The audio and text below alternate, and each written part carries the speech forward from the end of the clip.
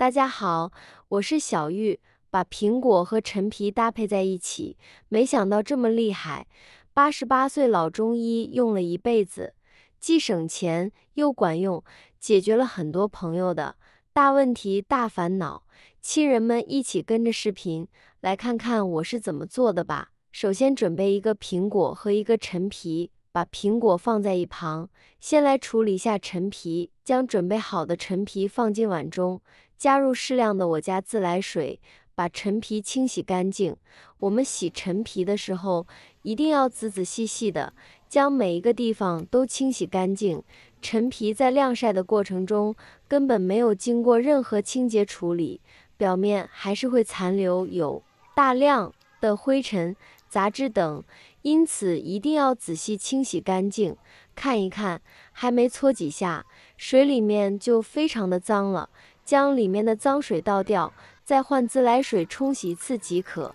说起陈皮，它的名气可是不小，在国内几乎是家喻户晓了，在民间更是有着一两陈皮一两斤，百年陈皮胜黄金的说法，意思是说一两陈皮的价格可要抵得上一两金子，而如果是100年的陈皮，价格就比黄金还要贵。大家不要以为这种说法很夸张，一些年数久远的陈皮真的比黄金都要贵哦。洗干净的橙子皮，用剪刀剪成这种细细的样子，剪得越细越好，更有利于它的营养成分释放出来。在农村里，有些人吃完柑橘以后，可不会把柑橘皮当垃圾扔掉，而是把它们收集起来，然后放在窗台或者是一些通风的地方晾晒起来。等到风干了以后再存起来，这样以后就可以当陈皮来使用了。陈皮全部剪好之后，放一旁备用。接下来我们把苹果放进碗中，淋上少许的我家自来水，把苹果的表皮打湿，然后取出珍藏10年的老盐，倒在苹果的顶部，将苹果抓起来摩擦摩擦。俗话说得好，一天一个苹果，医生远离我。说的就是苹果营养丰富，常吃对健康有帮助，但苹果却被誉为最脏的水果之一。为什么会有这样的说法呢？首先，苹果是受农药和杀虫剂残留的结果，其次是受打蜡的结果。农药和杀虫剂大家都知道，如果没有这些东西，苹果基本上很难保持完整的形态。所以说我们在洗苹果的时候，可以用一点珍藏的食盐，慢慢的来进行搓洗。因为食盐不仅仅是一种调料，它还具有很强的消毒杀菌的作用哦，并且它还具有很好的摩擦力，这样就可以把苹果清洗干净。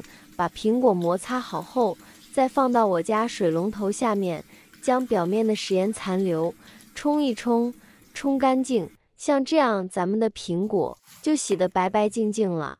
把洗好的苹果抓到菜板上，先把苹果一切为二，接着把果皮朝下，再把苹果一切为二，接着把苹果核清理干净。大家要注意，苹果核有毒是真的，因为苹果核里面含有一种有毒物质，这类物质叫做氰化物。如果人体误服了氰化物，会对身体造成一定的伤害，表现出一些相应的症状，比如说头晕、头痛、呼吸困难，严重的话可能会晕厥。所以我们在日常生活中吃苹果需要只吃果肉，不吃苹果核。果核完全清理干净后，把苹果切成这种薄薄的厚片，大概是在0.2到0.3公分之间，然后再改刀把它切成这种尖尖的小尖牙的样子，这样可以让苹果里面的营养成分和味道充分的被释放出来。当然，你也可以切成其他形状，就是不要切得太碎了，要有一点颗粒感，这样才会有好口感。苹果全部切好后，放进砂锅里面，接着把等得不耐烦的陈皮丁也加进来，往里面加入1500毫升自来水。如果掌握不好用量的话，咱们就可以用碗来量，大概3大碗左右吧。盖上盖子，全程煮上20分钟左右。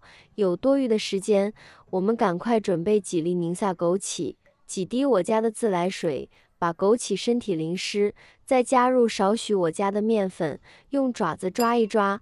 保温杯里泡枸杞是公认的一种养生方式，而对于大多人来说，泡枸杞的方式非常简单，直接将枸杞拿出来，放入杯中就可以了。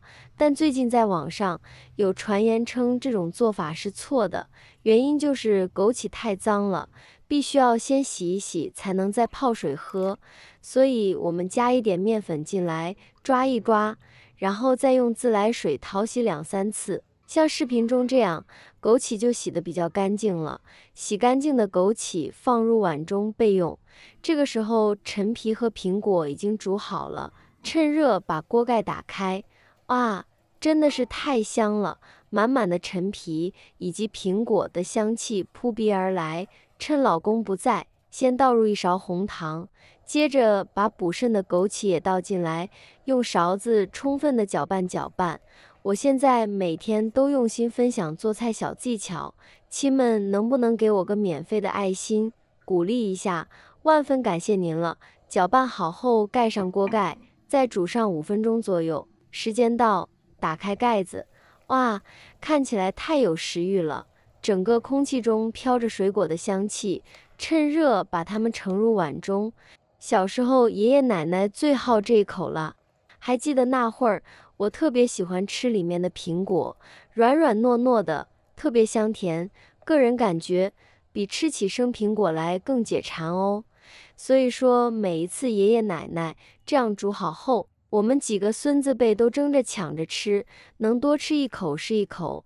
吃完之后浑身都暖乎乎的，这样熬煮出来的汤色，因为老陈皮的加持，变得黄红色，看起来也非常的好看。可以看到里面苹果和陈皮已经煮得非常软烂，忍不住就偷偷尝了一口，味道就和爷爷奶奶煮的一模一样，只是我出来工作了，家里有条件了，多加了几颗枸杞而已。再是一口，淡淡的陈皮香气，以及我们苹果香甜的味道，还有红糖的甜味在里面，但是这个甜味特别的淡，因为我放的红糖比较少。如果你不能吃甜，或者是不能吃糖，那么就不用放红糖进去哦，不放的话会更好。想跟全世界说，这个好好喝，消食又解腻，好适合爱美的女孩子喝，喜欢的亲人们可以收藏起来试一试哦。好了，今天的视频内容就分享到这里了，感谢您的支持，我是小玉，我们明天不见不散。